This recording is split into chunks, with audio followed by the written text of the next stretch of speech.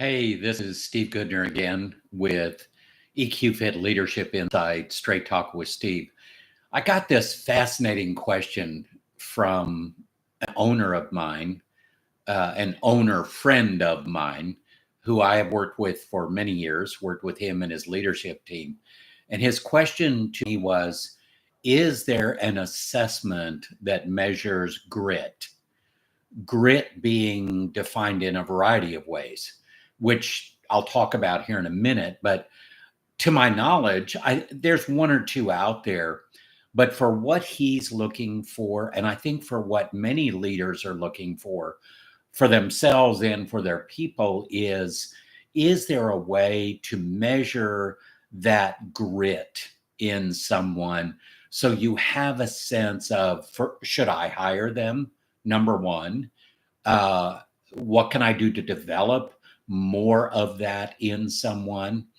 And what is grit? What is that factor, that element that really keeps somebody going? Um, Somebody defined grit to me a long time ago as the Energizer Bunny.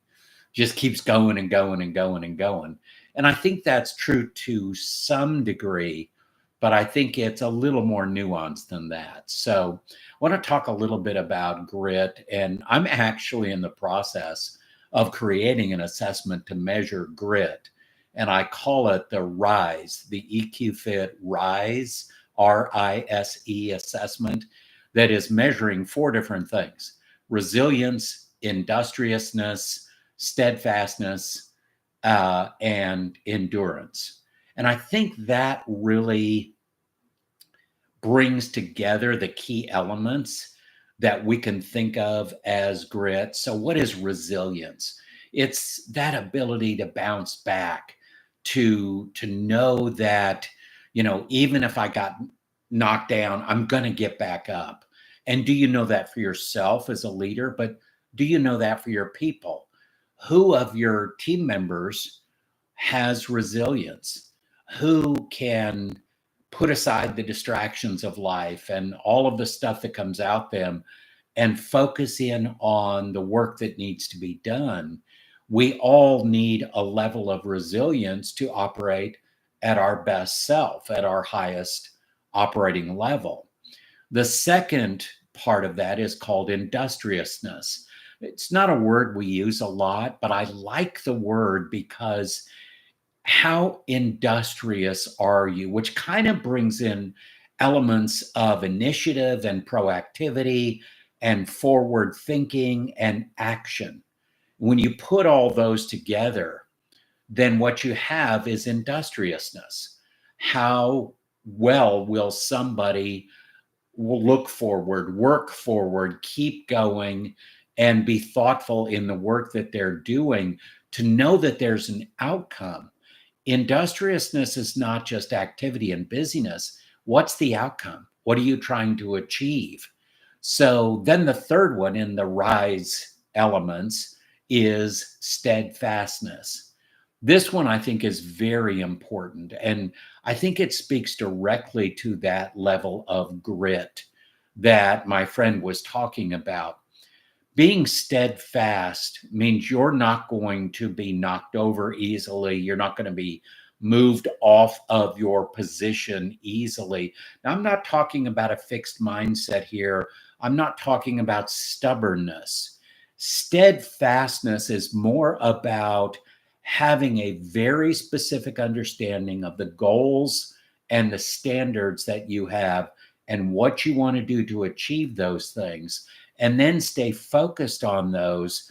Be steadfast in your achievement of those so that your effort, your energy, the time that you spend, your focus goes into things that are going to be beneficial for yourself, for your team, for your customers, whoever that happens to be. By the way, this stuff works at home too. So the fourth element in the RISE assessment is endurance. And endurance speaks for itself. Do you have the energy, the stamina, the endurance to go the whole race, the marathon? So much of our life today looks more like sprints. It looks more like short-term races. And unfortunately, a lot of that has to do with attention span and all the distractions that come at us on a daily basis. And we want to get past that for ourselves, for our teams, so that we can have the endurance that we need to run a good race and to finish well. Sometimes endurance is about finishing well. I see so many people that start things, but they don't finish them. So endurance is a critical aspect here. When you look at this, the four different elements that I'm putting together in this assessment that talks about grit, is it really speaks to the different foundations of that concept we call grit.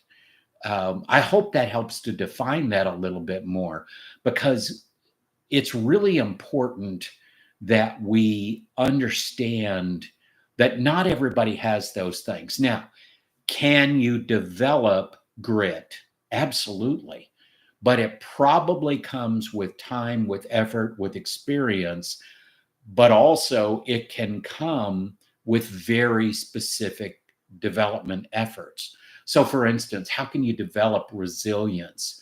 Well, emotional intelligence is a great way to develop resilience, because resilience is that ability to overcome the things in our lives, in our emotional life, in our brains that get in our way, that distract us or derail us.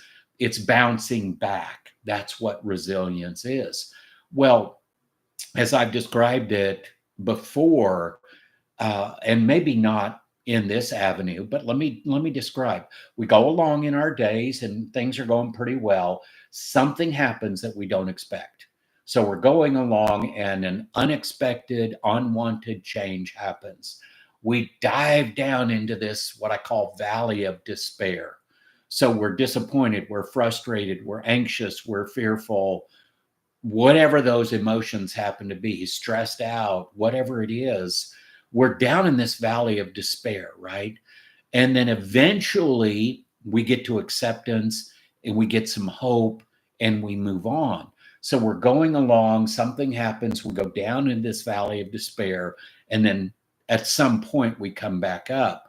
Here's the key: resilience, as we develop more of it, helps to shorten the amount of time that we're in that valley of despair. For leaders, for salespeople, for anybody influencing others or working with others to get things done, it's critically important we shorten the time that we're in that valley of despair, those negative cycles of emotions that keep us from moving forward and keep us from being productive. I work with leaders, I work with salespeople a lot. And unfortunately, what I see in many of them, probably the majority of them, is that they'll hit a roadblock in their day and they'll check out. Whether it's just quiet quitting, they're still there, but they're just not productive and focused, or whether it's literally quitting for the day and just going home and I'm not going to make that next sales call, or I don't want to deal with those people, I'm not going to that meeting, whatever it happens to be. That isn't the practice of resilience. Resilience is this ability to bounce back in a very productive way. And industriousness, how could we develop industriousness? Well, that is getting clarity and focus, knowing what our goals are. If we can bring more clarity, that's going to create a better path forward, a direction that we can follow and move forward so that we can be more productive. And industriousness speaks to that ability to have goals, to implement what it takes to achieve those goals, and to work towards that, which also is going to enhance our intrinsic motivation, which is so critical to helping us push through when things become difficult. when there's pressure or stress or unexpected changes. Then we talk about how do we develop steadfastness. That's a mental discipline that is a combination of emotional intelligence and rational intelligence. So we can combine things like adaptive thinking and strategic thinking, along with our emotional intelligence skills of self awareness, self regulation, and our social skills. We can bring those together to have a more steadfast approach to what we're doing. So as a leader, we're not being wishy-washy. We're not sending mixed signals. We're not allowing the next person to change our mind for us. However, we are open to feedback. Again, not a fixed mindset, but the ability to be open to feedback, but not necessarily take what somebody else says and change every time we hear something different. Steadfastness is important. It is a standard that we set for ourselves to achieve the goals that are in front of us. And so that is the third way we can develop this thing we call grit. The fourth, endurance. How do you develop endurance? Well, number one, it comes from commitment. What are you willing to invest and commit to? If you know that, if you bring clarity around those things, then you have a pathway in front of you where you can push forward and you can practice endurance. Just like practicing for a marathon, that's what endurance is. You have to practice endurance just like you're preparing for a marathon or some other kind of event that builds up your stamina, builds up your energy, builds up your motivation so that when things do get difficult, not only can you bounce back, which is resilience, you can maintain and sustain a steady amount of effort and focus and energy toward what you're trying to achieve. And so when he said, is there a grit assessment? Yes, somebody else has created a grit assessment. And from what I've seen, it looks pretty decent.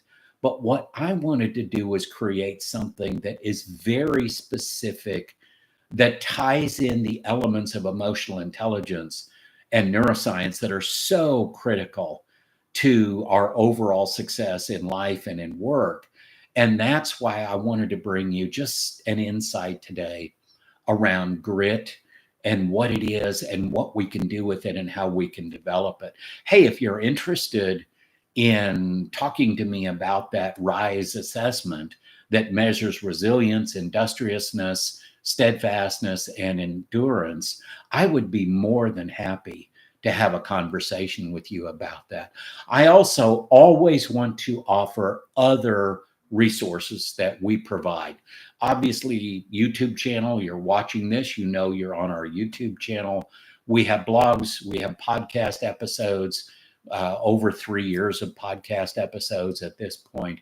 But also, there is a very focused way of investing in yourself to develop more grit as a part of a bigger leadership development process. It's what we call the EQFIT Leadership Mastermind, 12 weeks of transformation, where we take 12 months of transformational learning, experience, practice, training, collaborative learning, and we bring it together into a 12-week period of time.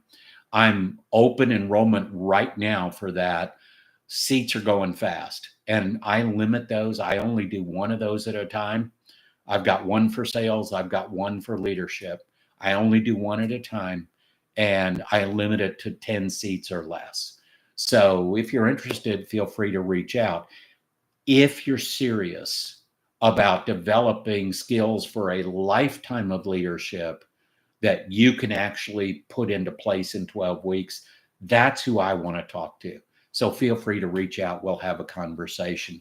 Hey, until next time, keep going with your leadership. Keep developing yourself. A growth mindset and a focused approach to what you're doing is critical. And that's kind of a part of the grit thing that we're talking about. Have a great week.